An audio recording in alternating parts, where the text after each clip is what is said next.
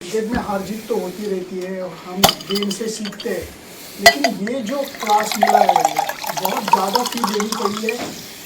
Coach के हैसियत से क्या कहोगे, क्योंकि इतना कंट्रोल था और बाद में मैच हाथ से निकल गया। ज़रूर कहूँगा कि 3 दिन तो हमने गेम को कंट्रोल किया, पर कल शायद थोड़ा हम लोगों ने इतनी अच्छी बैटिंग नहीं की और मे बी फोर्थ इनिंग्स में बॉलिंग भी we weren't able to sort of sustain that intensity and उनको भी दाद देनी पड़ेगी कि उन्होंने भी बहुत अच्छा खेला उन लोगों ने। और ये जो पार्टनरशिप थी वो बहुत अच्छी थी। एक दो छोटे चांसेस मिले भी थे हमको, पर शायद हम कैपिटलाइज नहीं कर पाए उनमें। पर फिर भी मैं ये कहूँगा कि कभी कभी आपको उनको भी दाद देनी पड़ती है, क्योंकि बहुत अच्छी पार्टनरशिप थी और दोनों बहुत अच्छा खेले। Just 2 matches in South Africa, and now this one, India has failed to take 10 wickets in the fourth innings with all the paces. Why do you think that has happened?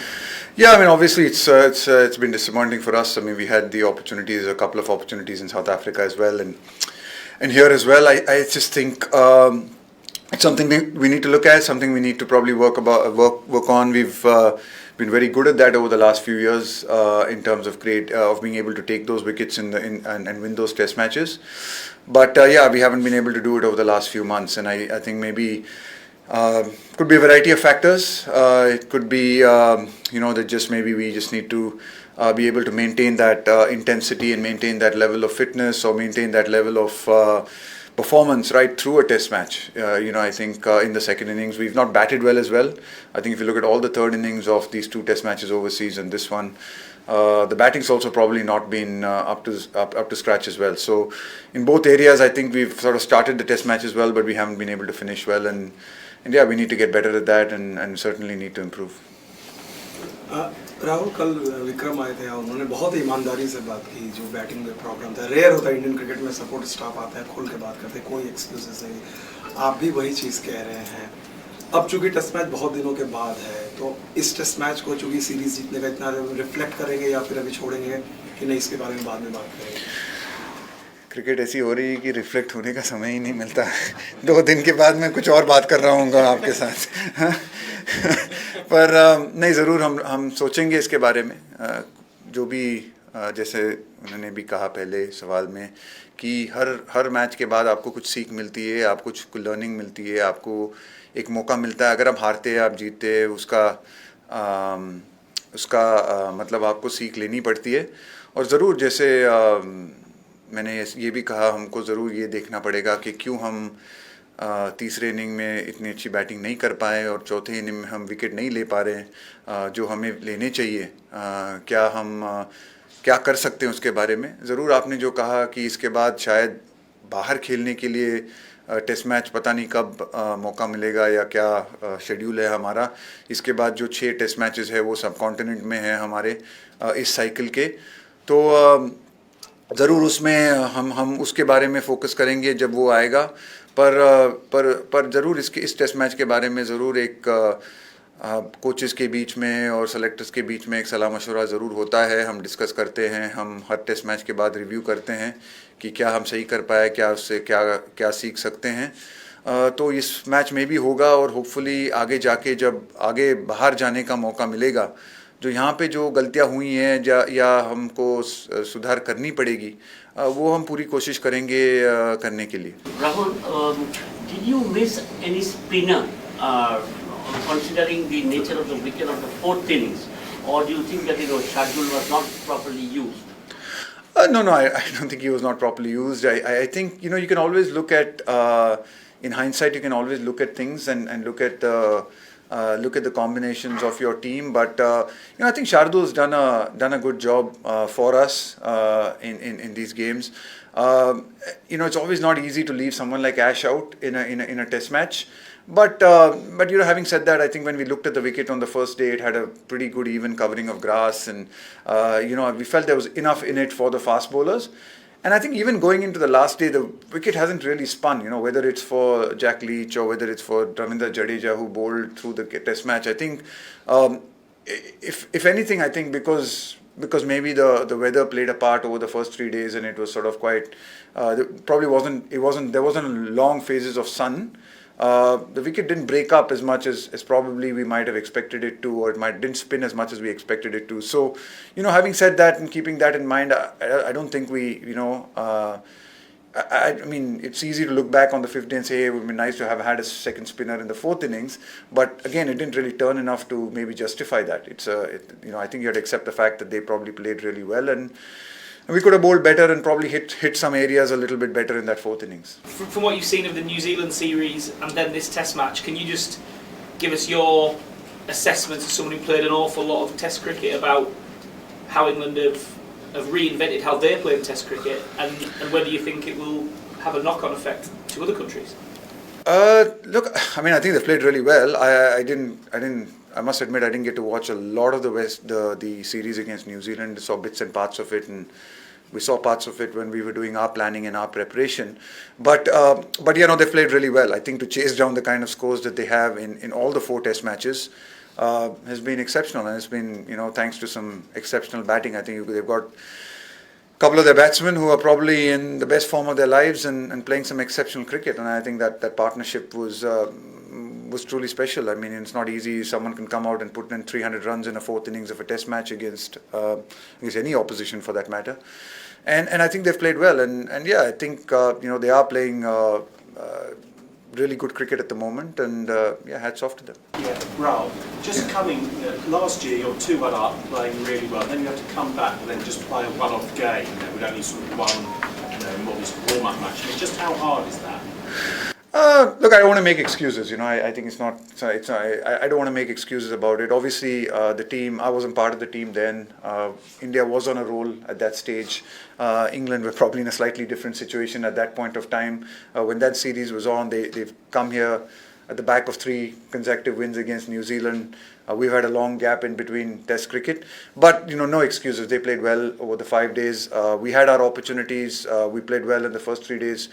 We couldn't maintain that, and that's why Test cricket's hard, and that's why Test cricket means that you've got to be able to you got to keep putting those performances right through the 5 days.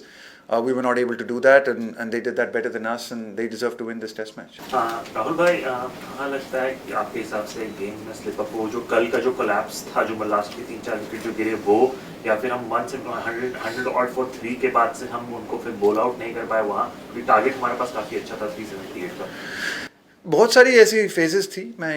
हम पहले दिन में भी हमने अच्छा fight back किया. वो लोग फर्स्ट इनिंग्स में भी वो 89 for 5 थे, वहाँ से भी उन्होंने 280 बनाए.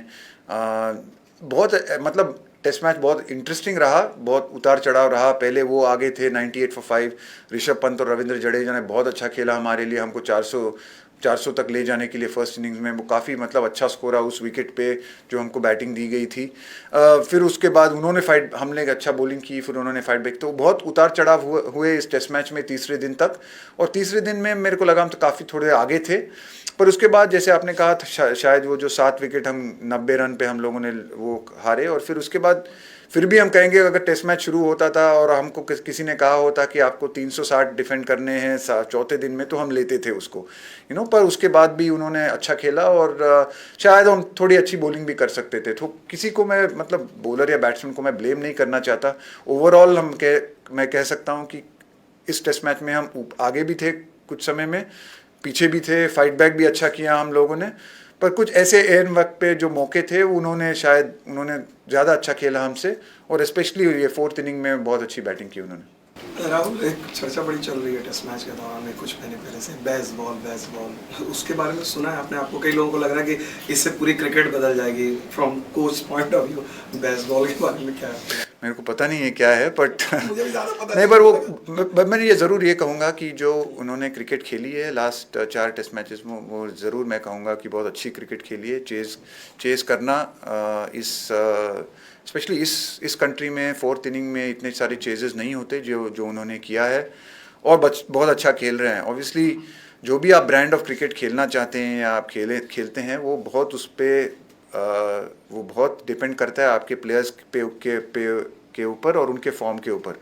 जब आपके प्लेयर्स अच्छा कर रहे हैं और अच्छे फॉर्म में हैं तो आप बहुत पॉजिटिव खेल सकते हैं, आप गेम को आगे लेके जा सकते हैं। जैसे हमने भी दिखाया जब ऋषभ पंत और रविंद्र जडेजा अच्छा खेल रहे थे उस इनिंग्स में, हमने भी काफ़ी अच्छा पॉजिटिव क्रिकेट खेला था। और मेरे ख्याल से हमारी भी जो टीम है वो काफ़ी पॉजिटिव ही क्रिकेट खेलती है। हम विकेट्स के लिए जाते हैं, हम 5 बॉलर से खेलते हैं। हम ऑब्वियसली हमारी टीम में अलग अलग तरीके के प्लेयर होते हैं ऐसे, और हर टीम में ऐसे होगा। पर जब आपके 2 पॉजिटिव प्लेयर या अटैकिंग प्लेयर अगर वो अच्छे फॉर्म में हैं और वो इतनी बड़ी पारी खेल सकते हैं तो ज़रूर, अगर वो 3-4 टेस्ट मैचेस में कंटिन्यूस होता है तो ज़रूर मतलब बहुत अच्छा दिखता है, और क्रिकेट के लिए भी अच्छा है और ऑब्वियसली उनके लिए बहुत अच्छा है। ऋषभ पंत के बारे में क्या कहोगे? आपने उनको 5 नंबर पे बैटिंग के लिए भेजा और एक बढ़िया नॉक के बाद एक अच्छा नॉक, लगातार 2 इनिंग खेलना तो का अंबा पिक तो है।